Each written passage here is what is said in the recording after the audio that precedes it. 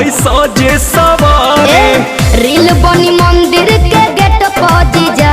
अच्छा वीडियो बना के डालब नेट पहुंची जा। बुलेट पहुंची जा बुलेट पहुंची जा। बोला ले चले घुमावे बुलेट पहुंची जा। बुलेट पहुंची जा बुलेट पहुंची जा। ले चले घुमावे बुलेट पहुंची जा। बुझनी हम सब बुझतानी।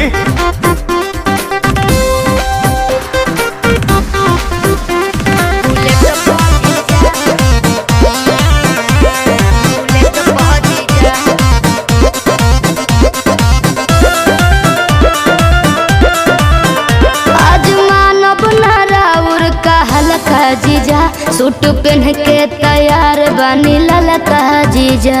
अच्छा ठीक बा।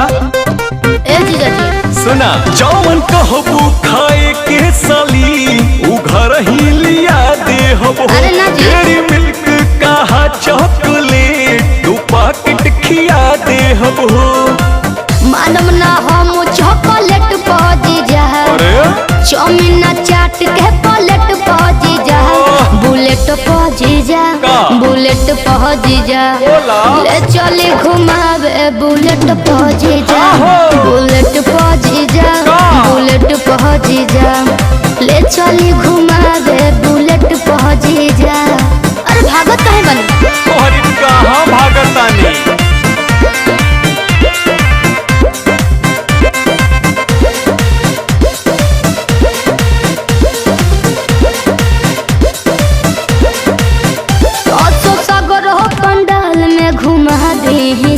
जीजा भी मिले से ये श्रद्धा पूरा दी जी। ठीक बनू फिर कुछ ना कहो।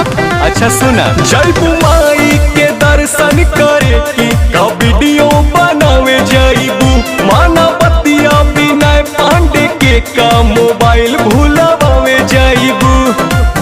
आई है नेटार गेट पहुंची जा। अरे ना हो चली पंडाल वाला सेट पहुंची जा। बुलेट पहुंची जा बुलेट पहुंची जा। बोला ले चली घुमावे बुलेट पहुंची जा।